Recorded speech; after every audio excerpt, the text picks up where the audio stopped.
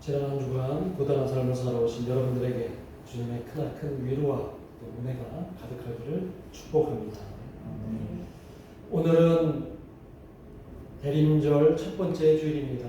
대림절은 예수님의 다시 오심을 우리가 대망하면서 우리에게 허락하신 소명의식을 제대로 잘 발휘하면서 주님께 나아가는 그런 의미의 절기가 바로 대림절입니다. 저와 여러분도 주님이 우리에게 주신 그 소명의식을 잘 제대로 발휘하면서 살아가는 여러분 되시기를 간절히 소망합니다.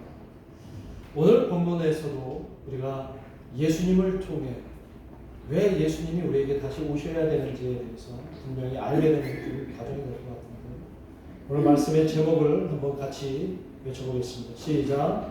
소명과 사명. 오늘 본문은 소위 사도 바울이 다메섹 도상에서 회심했던 그 사건을 오늘 우리에게 말씀하시는 그런 내용입니다. 바울의 회심이 왜 중요한가? 소위 말하는 바울의 회심이 왜 중요한가는 이게 종교사적으로도, 세계 종교사적으로도 아주 커다란 의미가 있습니다. 바울이 변했기 때문에 이 기독교가 구약의 유대인만의 종교에서 이방 모든 사람들에게 전해지는 세계적인 종교가 되었다는 의미가, 그 계기가 바로 바울의 회심의 사건으로 기록되었다는 것이기 때문에 오늘 본문은 우리에게 매우 중요합니다. 이 사실을 너무나 잘 알고 있는 사도행전을 기록했던 누가라고 하는 사람들, 사도행전을 기록하다가 오늘 본문의 내용이 중요하기 때문에, 바울의 회심의 그 장면이 중요하기 때문에 사도행전 다른 곳에서 두 번이나 더 똑같이 기록하는데, 우리가 여러분 계속 사도행전을 읽어보다 보면 사도행전 22장에도 오늘 본문 사도 바울이 회심했던 장면이 나옵니다. 26장에도 회심했던 장면이 나오는 걸로 봐서 이 바울이 부활하신 예수님을 만난 그 사건은 너무너무 중요합니다. 그래서 오늘 이 본문을 통해서 오늘 우리에게 그 바울이 변화된 그 회심, 그것은 어떤 의미가 있는지 함께 살펴보려고 합니다. 오늘 본문에서 1절에서도 나오는 것처럼 이 바울, 오늘은 사울로 그의 이름이 기록되지만 훗날 바울로 바뀌지요. 이 사울이라고 하는 유대교의 아주 미래가 창창한 젊은이는 이 기독교의 시작인 초대교회를 무자비하게 핍박하고 탄압했던 그런 젊은이였습니다. 아마 기독교가 그들은 유대교를 부정하고 하나님을 모독하는 그런 종교로 그들은 이해했던지, 하여튼 이 유대교, 특히 이 사도 바울을 비롯한 이 바리새파 사람들이 기독교 초대교회를 아주 굉장히 무자비하게 탄압을 합니다. 우리가 지난번에 그 스데반이 돌로 맞아 죽는 그런 장면을 함께 나누었지만, 돌에 맞아 죽는 그 스데반 그 현장에 바로 이 사울이라고 하는 한 청년이 거기에 똑똑히 그 상황을 지켜보면서 회심의 미소를 지으면서 기독교는 박멸해야 된다라고 하는 그런 생각을 가졌던 아마 그 청년이었을 것 같습니다. 오늘 1절을, 그러니까 오늘 1절에서도 이렇게 그에 대해서 묘사를 하는데, 1절에 보면은 사울이 주의 제자들에 대하여 여전히 위협과 살기가 등등했다라고 기록하고 있습니다. 여전히 이 사울은, 이 바울은 기독교, 특히 그리스도인들을 핍박하려고 아주 살기가 등등했다라고 얘기를 하고 있는 거예요. 그런데 누가 시키지도 않았습니다. 그 스스로가 그렇게 느꼈던 거예요. 그러니까 이 기독교를 핍박하는데 매우 열정이 뜨거웠던 유대교의 청년이었습니다. 그러니까 무려 예루살렘에서 약 100km나 떨어져 있는 그 다메섹, 이 다메섹은 다마스쿠스라고 하는 곳인데, 이 다마스쿠스까지 이 흩어진 그리스도인들을 잡아서 체포하고 핍박하려고 거기까지 쫓아갔을 만큼 열정이 뜨거웠던 사람이었어요. 누가 시키지도 않았어요. 자신이 자원해서 나에게 그들을 추적해서 죽일 수 있는 살인 면허권을 달라고, 그래서 그 면허를 가지고 추적을 하는 겁니다.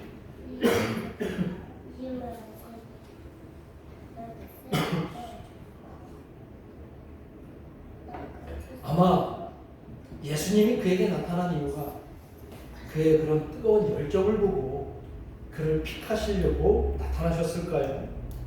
어쨌든 이 사도 바울은, 이 바울은 그렇게 기독교를 탄압하는데 열정이 매우 깊었습니다. 그런데 그런 바울이 다메섹으로 가서 거의 도달할 즈음에 갑자기 큰 사건을 만납니다. 갑자기 하늘에서 환한 빛이 내려오더니 이 바울 주위를 둘러쌉니다. 그 충격에 이 바울이 그만 땅에 엎드려져서 어쩔 줄 몰라 하고 있는데 갑자기 하늘에서 소리가 들려옵니다. 어떤 소리가 들려오냐면 사울아, 사울아, 네가 어찌하여 나를 박해하느냐, 이렇게 얘기합니다. 네가 어찌하여 나를 박해하느냐. 이때 사울아 사울아 외쳤던 그 소리의 주인공이 누구입니까? 부활하신 예수님이잖아요. 그렇죠? 부활하신 예수님을 환상 가운데 이 사울이, 그 바울이 소리를 들었던 것입니다. 여기서 궁금한 점이 하나 생각납니다. 예수님께서 사울 보고 사울아 사울아 왜 나를 박해하느냐, 왜 나를 핍박하느냐. 근데 사울은 누구를 핍박하고 누구를 박해하고 있었어요? 교회를 핍박하고 있었잖아요. 그렇죠? 교회를 박해하고 그리스도인들을 핍박하고 있는데 예수님이 그에게 사울아 왜 나를 핍박하느냐라고 하셨을까요? 왜 그러셨을까요? 그 의미가 뭘까요? 예수님께서는 이 사울이, 이 유대교가, 로마가 교회를 핍박하는 것은 곧 누구를 핍박하는 것이냐라고 말씀하시는 걸까요? 예수 자신을 핍박하는 것이라고 지금 말씀하시는 거예요. 이 얘기는 교회와 예수님 당신을 하나로 보신 거예요. 한 몸으로 보신 거예요. 예수님을 믿는다는 이유로 우리 성도들이 당하는 여러 어려움과 고통이 있을 수 있잖아요. 그렇죠? 여러분들 예수 믿으면서 어렵고 힘들고 또 시련을 당한 적이 있습니까? 없습니까? 크고 작게 있었을 거라고 저는 짐작이 되는데 아마 그렇게 고난과 고통을 우리 예수님도, 우리 주님도 똑같이 느끼고 있다라고 하는 것을 이 말씀을 통해서 우리에게 알려준다는 거예요. 훗날 바울은 그 사실을 알기 때문에 뭐라고 얘기하냐면 교회의 머리가 되시는 예수님이라고 표현해요. 그러니까 교회의 머리가 되시는 예수님, 그리고 그 몸을 이루고 있는 교회, 그 교회의 지체가 되고 있는 바로 여러분들. 그러면 머리 되시는 예수님과 몸이 되는 교회와 그 성도들은 한 몸이 되는 거예요. 그 성도가 고통을 당하면 그 머리가 되는 예수님도 똑같이 고통을 당하십니다. 여러분 손톱 사이에 바늘이 찔리면 그 고통을 어디에서 느끼는 거예요? 뇌가 느끼잖아요. 뇌가. 우리의 뇌가 느끼는 것처럼 성도들의 아픔과 고통과 시련을 예수님이 느끼신다는 것을 오늘 우리에게 들려주시는 것입니다. 그래서 주님은 예수님은 이 땅에 있는 모든 교회가 시련 가운데 고통 가운데 있을 때 늘 그 고통을 똑같이 느끼고 계십니다. 이 세상에 어렵고 힘들고 약하고 그리고 고난받는 사람들 그 틈에 우리 주님이 계신다는 것입니다. 성도의 아픔이 곧 예수님의 아픔이기에 주님의 위로가 필요한 곳에 늘 주님이 계시는 줄 믿습니다.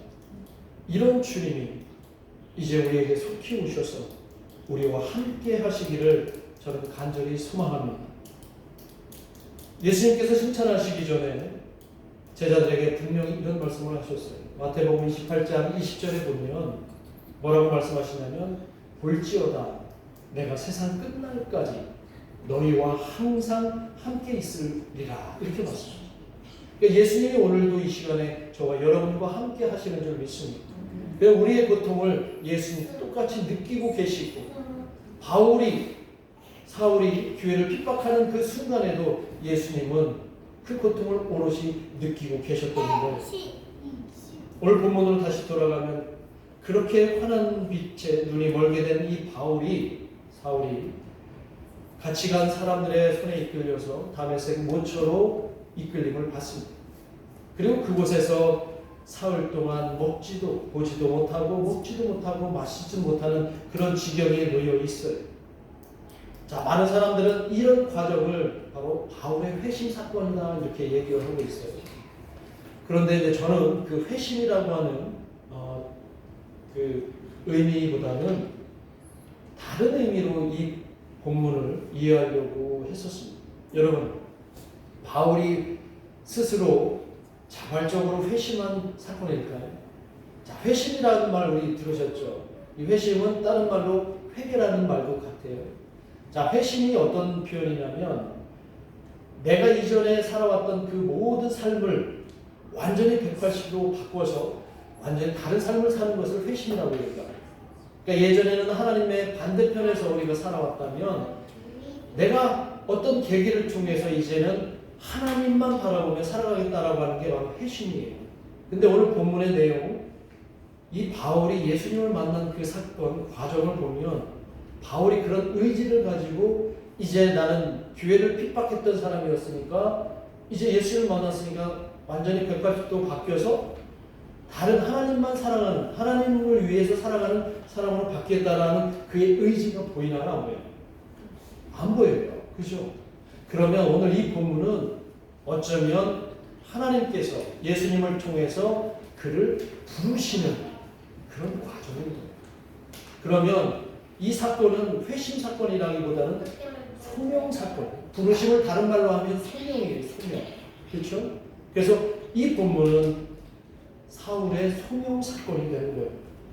엄밀히 말하면, 엄격히 말하면 이 사도 바울이 핍박을 하러 가다가 갑자기 환한 빛이 내려왔다가 그 충격으로 엎드려져서 볼 수 없게 되었고 먹을 수도 없고 마실 수도 없게 된 상황을 어떻게 회심이라고 하겠어요? 그 순간에 예수님이 그를 찾아오셔서 그에게 말씀하시는 과정이라는 거예요. 또 엄격히 말하면 바울은 느닷없이 주님으로부터 부르심을 받는 거예요. 콜링을 받는 거예요. 이 부르심이 바로 소명이고 바울은 주님께 소명을 받는 것입니다. 오늘 이 시간 여기 계시는 저와 여러분 또한 이 바울처럼 부르심을 받은 줄 믿습니다. 느닷없이 우리가 주님의 부르심을 받아서 여기에 있는 줄 믿습니다. 그리고 그 이후에 우리는 회심의 과정을 거쳐야 되는 것이고 주님의 부르심은 내 의지와 상관이 있을까요? 없을까요? 내 의지와 상관없어요. 주님이 부르시면 거기에 우리는 놀라운 은혜로 그 부르심을 경험하게 되는 겁니다. 바울처럼 느닷없이 부르시면 그 부르심에 우리는 압도될 수밖에 없는 거예요. 바울이 그 환한 빛을 받고 압도되어서 무릎을 꿇었던 것처럼 눈이 멀었던 것처럼 압도될 수밖에 없습니다. 그래서 그 부르심이 우리에게 있다는 사실을 기억하십시오. 제가 예전에 학교 다닐 때 학창시절에 친구들을 만나면 요즘도 가끔 만나는데 그 친구들이 저를 보면서 늘 빼놓지 않고 하는 말이 있어요. 뭐냐면 어이구 영민아 네가 목사 될 줄은 꿈에도 몰랐다 이런 얘기를 해요. 네가 어떻게 목사를 그렇다고 해서 제가 학창시절에 완전 속된 말로 개차반으로 살지는 않았습니다. 그 당시에는 목사가 되겠다라고 하는 생각이 아마 친구들에게 그렇게 비춰지지 않았던 모양이에요. 그리고 그때는 굉장히 격동의 세월이었어요. 그래서 제가 그때 막 열심히 시국에 막 관련돼서 막 이렇게 하고 있으니까 친구들이 설마 저 친구가 나중에 목사가 되리라고는 상상을 못했을 거라고 생각이 되는데 요즘도 만나면 아유 네가 어떻게 목사가 됐냐 그 힘든 길을 가냐 이런 얘기를 해요. 저도 사실은 몰랐습니다. 저도 제가 목사가 될 줄을 몰랐어요. 오늘 이 시간에 여러분 앞에서 이 사울의 이야기를 가지고 설교할 줄을 몰랐어요. 가끔씩 깜짝깜짝 놀랍니다. 내가 목사라니, 내가 이렇게 정말 부족한 목사라니 이런 생각을 하게 되는데 제가 이렇게 목사가 될 수 있었던 것은 저의 의지였을까요? 바울이 느닷없이 그 환한 빛으로 다가오시는 주님의 부르심에 무릎을 꿇었던 것처럼 저도 어느 날 느닷없이 30대 초반에 저에게 저를 통해서도 아니고 다른 사람을 통해서 목사가 되게 하시는 그 콜링, 소명을 주셨던 거예요. 오늘 여러분도 곰곰이 생각해 보시면 여러분이 예수님을 믿게 된 그 과정도 여러분의 의지로 되었다라고 저는 생각하지 않습니다. 주님의 부르심이 있었기 때문에 여러분이 예수님을 믿고 오늘 이 자리에서 함께 예배하는 줄을 믿습니다. 그렇게 주님의 부르심은 느닷없이 우리에게 다가옵니다. 그게 바로 소명이라는 거죠. 구약의 선지자들을 보면 그들도 느닷없이 다가오는데 대표적으로 이사야 선지자는 성전에서 갑자기 하나님의 소명을 받습니다. 뿐만 아니라 아모스 선지자는 어디에서 주님의 부르심을 받아요? 뽕나무를 재배하다가 느닷없이 주님의 부르심을 받아요. 그리고 에스겔은 어디에서 주님의 부르심을 받습니까? 그발강가에서 기도하다가 느닷없이 하나님의 부르심을 받아요. 선지자로서의 부르심을 받습니다. 그리고 대표적인 인물로 모세가 있죠. 모세는 40세에 궁을 떠나서 40년 동안 무명으로 광야 생활을 하다가 어느 날 호렙산에 올라가서 떨기나무 사이에서 가시떨기나무 사이에서 누구를 만나게 돼요? 하나님의 부르심을 받고 그 이스라엘 백성들을 출애굽시키는 놀라운 소명, 사명을 받지 않습니다.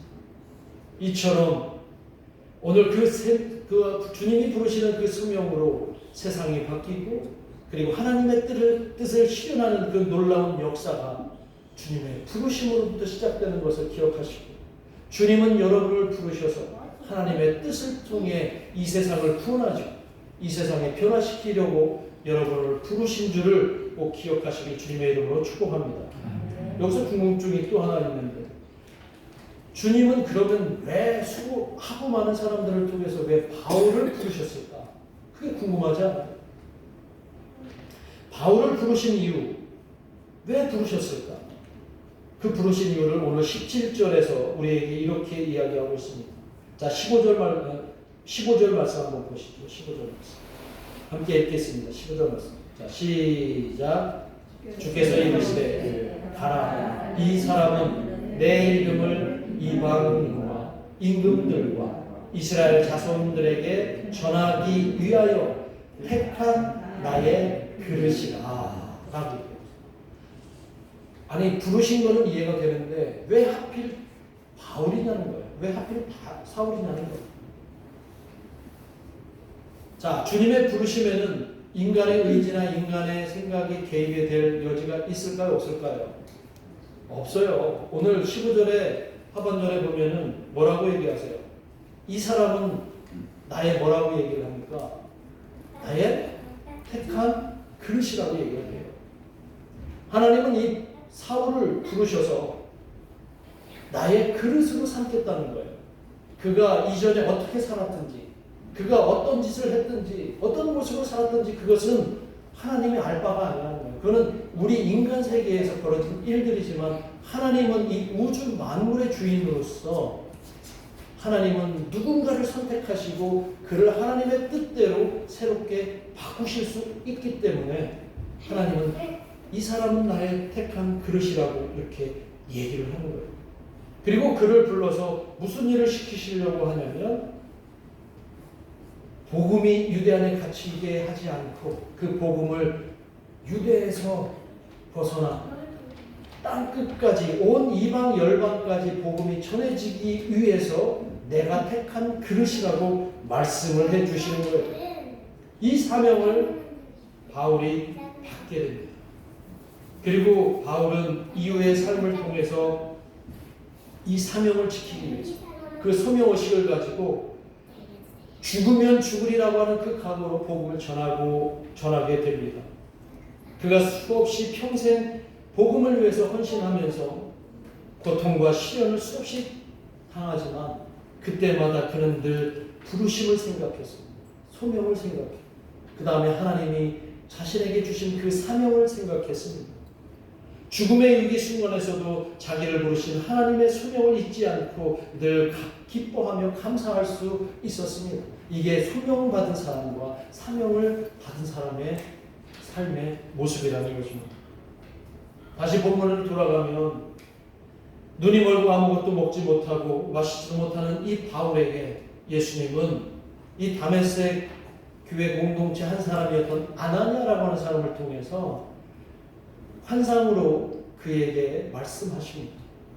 네가 저기 지금 빌빌거리고 있는 사울이라고 하는 청년이 있으니까 가서 만나서 내가 너에게 들려주는 이 귀한 메시지를 전하고 사명을 그에게 허락하라고 말씀하십니다. 여기서 또 궁금하잖아요. 아니 예수님이 친히 길거리에서 사울을 만나 주셨으면 바울을 만나 주셨으면 그 자리에서 바로 사명을 주셔도 될 텐데 왜 굳이 이 사울과 상관없는 바울과 상관없는 아나니아를 통해서 예수님의 그 말씀하시는 사명을 전하게 하셨어요. 왜 그러셨을까요? 혹시 성경을 읽으시면서 이런 고민을 한번 해보셨어요? 왜 하필 아나니아를 통해서 이 사명을 전해 주실까? 직접 해주시면 될 텐데. 저는 이 묵상하면서 그런 생각이 들어요. 아마 예수님이 직접 바울에게 환상으로 나타나셔서 사명까지 주셨다면 바울은 직접 하나님을 통해서 부르심을 현장에서 받고 현장에서 하나님의 계시를 통해서 사명을 받았다라는 놀라운 은혜를 경험하게 됩니다. 이렇게 될 때 어쩌면 사람들 인간의 마음으로는 내가 하나님과 직접 소통하고 내가 하나님의 직접 계시를 받는 사람이라고 생각하면 그 안에 꿈틀꿈틀거리는 욕망들이 나타나는데 그게 뭐냐면 교만입니다. 사람들에게 나는 하나님과 직통 계시를 받는 사람이야. 나는 기도하면 하나님이 내 능력을 바로바로 응답해 주시는 분이야. 이런 사람들이 우리 주변에 있습니다. 그런 사람들이 늘 문제를 일으키는 원인이 되기도 합니다. 사람들 앞에서 그런 걸 과시하기도 하고. 그런데 하나님은 또 예수님은 이 바울을 통해서 그런 교만함을 아예 싹을 제거하기 위해서 그에게 겸손한 그런 태도로 이 사명을 수명하기를 바라시는 것이라고 생각합니다. 또한 한편으로는 아나니아를 통해서 교회 공동체 안에서 형제의 중요성, 소중함을 또 알려주려고 하는 것이라는 것이죠. 하나님은 우리에게 또 주님은 우리를 느닷없이 갑작스럽게 부르시기도 하지만 하나님은 다양한 방법으로 또한 우리에게 그 부르심에 합당한 이유를 들려주시기도 한다는 것을 오늘 아나니아를 통해서 알려주려고 하는 거예요. 아나니아는 이제 바울의 형제가 될 것입니다. 아니 바울에게 형제여라고 얘기하면서 이제 그리스도 안에서 한 형제요 공동체의 구성원임을 이 아나니아가 고백을 합니다. 이걸 통해서 주님은 바울이 우리 다른 사람들 형제 자매에 대한 소중함을 깨닫게 해주시려고 하는 걸 것 같아요. 오늘 우리에게도 주님은 나에게 직접 말씀하시기도 하지만 다른 사람들을 통해서 다른 사람들의 행동이나 다른 사람들의 말을 통해서 하나님은 나에게도 하나님의 뜻을 전해 주시는 줄 믿습니다. 그래서 우리는 다른 사람들의 말과 다른 사람들의 행동을 가볍게 여겨서는 절대 안 될 것입니다. 특별히 교회 공동체 안에서 형제와 자매들의 말과 행동에 우리는 대단히 존중감을 가지고 대해야 합니다. 저 사람이 나에게 하는 말을 통해서 하나님은 뭔가 우리에게 들려주실 것이다. 저 사람이 나에게 저런 행동을 할 때에는 하나님이 저 형제와 자매를 통해서 나에게 이런 뜻을 알려주실 것이다. 이것을 서로 알게 하는 그런 목적을 이 바울을 통해서 우리에게 알려주시는 건 아닌가 생각합니다. 그러니 여러분 절대 타인의 말과 타인의 행동을 가볍게 여기지 마시고 그들을 존중하시고 그들을 통해서 하나님은 분명히 나를 향해 말씀하실 수 있다는 것을 깨닫기를 간절히 소망합니다. 마지막으로 아나니아가 자신에게 환상으로 나타난 예수님께 막 따져 묻잖아요. 왜 하필 저 사울 같은 극악무도한 아주 핍박자입니까? 라고 따져 묻잖아요. 저 사람에 대해서는 우리가 다 알고 있습니다. 저 사람이 얼마나 기독교인을 죽이고 살해하고 붙잡고 심지어 다메섹까지 우리를 잡으러 왔는데 왜 하필 저자입니까? 라고 했을 때 예수님이 15절 하반절에서 뭐라고 얘기했다고 했어요? 내가 택한 그릇이라고 말씀하시죠. 이 의미는 대단히 중요하죠. 하나님은 인간의 생각을 뛰어넘어서 하나님이 부르시는 사람은 결국 하나님의 뜻대로 사용하시려고 수단으로 도구로 부르셨다라고 하는 것을 오늘 우리에게 알려주는 거예요. 그가 과거에 인간적으로 어떤 사람인지 우리 주님께는 아무런 문제가 되지 않는다는 것을 알려주는 거예요. 우리가 볼 때 저 사람이 어떻게 교회에 적합한 사람은 안 같아. 저 사람은 교회에 전혀 도움이 안 될 것 같은 사람이야 라고 생각할지라도 우리 주님이 보실 때는 그가 어쩌면 주님이 택한 그릇일 수 있다는 것을 우리가 알아야 된다. 그러니까 사람에 대해서 함부로 우리가 그 사람을 평가할 수 없는 이유를 알려주십니다. 주님은 분명히 외모로 사람을 취하지 않으시는 분이에요. 주님은 그냥 당신이 쓰시겠다라고 하시면 그를 부르셔서 사용하십니다. 오늘 저도 그런 존재였어요. 사실은 우리가 얼마나 위대하고 대단한 능력이 있는 존재가 아니라 주님은 나를 통해서 주님이 쓰실 그릇으로 나를 부르셨다는 것을 기억하시면 주님 앞에서 우리는 늘 겸손해야 될 줄로 믿습니다. 사도 바울도 그래서 날마다 나를 쳐서 복종하고 가장 작은 자라고 스스로 고백하는 이유가 바로 그런 이유입니다. 내가 잘나서 하나님이 쓰시는 게 아니라 하나님이 나를 부르셨기 때문에 나를 사용하시기 때문에 내가 쓰임받는 것으로 우리가 생각한다면 하나님 앞에서 우리는 더욱 겸손해지는 줄을 믿습니다. 주님이 부르시면 주님의 도구로 쓰임받는 우리 인생 내 모습 이대로 주님이 택한 온전한 그릇이 되기를 주님께 여러분이 그렇게 되기를 축복합니다. 이제 말씀을 맺겠습니다. 오늘 대림절입니다. 우리가 주님의 부르심을 받고 주님의 그릇으로 한평생 이제 살아가야 될 텐데 그렇게 살았던 바울이 자신의 삶, 그렇게 달려왔던 자신의 삶을 돌아보면서 이렇게 고백했던 그 고백의 메시지를 함께 나누면서 말씀을 맺겠습니다. 디모데후서 4장 7절과 8절에 있는 말씀인데 바울이 자신을 부르신 그 부르심에 응답하고 다시 오실 그 주님을 위해서 이렇게 아름다운 고백을 합니다. 이 고백을 마지막으로 말씀을 마치겠습니다. 함께 이 고백을 내 고백이라고 생각하시고 함께 읽도록 하겠습니다. 시작. 나는 선한 싸움을 싸우고 나의 달려갈 길을 마치고 믿음을 지켰으니 이제 하루는 나를 위하여 의의 면류관이 예비되었으므로 주 곧 의로우신 재판장이 그 날에 내게 주실 것이니 내게만 아니라 주의 나타나심을 사모하는 모든 자에게. 아멘. 이렇게 되기를 간절히 소망합니다. 기도하겠습니다. 오늘 대림절 첫 주 우리에게 주시는 소명의식과 또 우리에게 주신 그 사명을 잘 감당할 수 있는 그런 주님이 부르신 자로서의 삶이 되게 되어 이 시간 함께 합심해서 기도하겠습니다. 하나님 아버지, 주님은